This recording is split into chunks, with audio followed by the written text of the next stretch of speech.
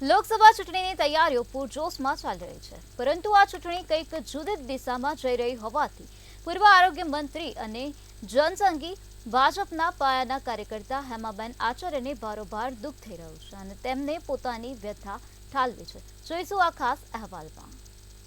ગ્રામ પંચાયતથી લઈ અને લોકસભા સુધીની ચૂંટણીઓમાં પાયાના પથ્થર તરીકે કામ કરી ચૂકેલા અને એક સમયના પૂર્વ આરોગ્ય મંત્રી રહી ચૂકેલા હેમાબેને પોતાની વ્યથા અને દુઃખ ઠાલવ્યું હતું. તેમણે જણાવ્યું હતું કે હવેની ચૂંટણીઓમાં નેતાઓ એકબીજા પર આક્ષેપો અને પ્રતિ આક્ષેપો કરતા રહે છે. પહેલાના નેતાઓ એજન્ડા સાથે કરેલા કામોને લઈ અને જનતા સમક્ષ જતા હતા.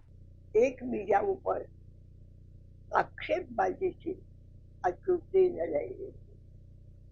તે કંઈ કર્યું નથી, હવે મારે કરવાનું છે. તે ભ્રષ્ટાચાર કર્યો છે, હવે મારે સુધારવું છે.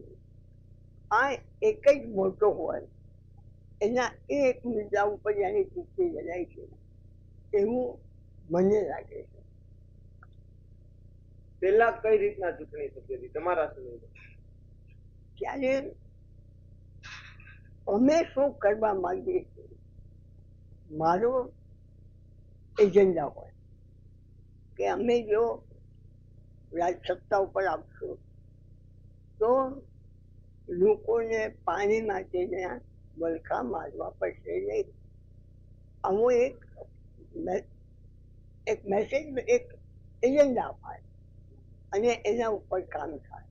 વધુમાં તેમણે જણાવ્યું છે કે લોકસભાની ચૂંટણીમાં વધુ પડતું સરકારી તંત્રનો ઉપયોગ કરવામાં આવી રહ્યો છે, જેમાં ઈડી અને સીબીઆઈનો ઉપયોગ સરકાર દ્વારા કરવામાં આવી રહ્યો છે. આમ આટલા ઇલેક્શનો મેં જોયા,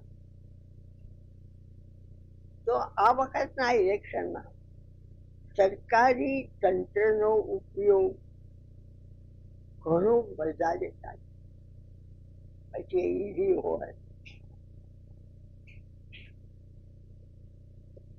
સીબીઆઈ હોય, એઆઈ હોય.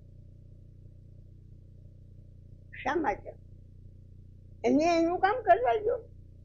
તંત્ર છે, તંત્રનું કામ કરશે. પણ આ બધો એક માહોલ એવો કર્યો છે કે વિરોધ પક્ષને દબાવી દઈને આ ચૂંટણી જીતવાની છે. આમ દેશમાં જે ચૂંટણીઓનો માહોલ છે તેને જોઈ અને ભાજપના પીઠ અને પાયાના કહેવાતા કાર્યકર્તાઓમાં પણ હાલની સ્થિતિને જોઈ અને દુઃખ થઈ રહ્યું છે. અમર બખાઈ, મંતવ્ય ન્યૂઝ, જૂનાગઢ.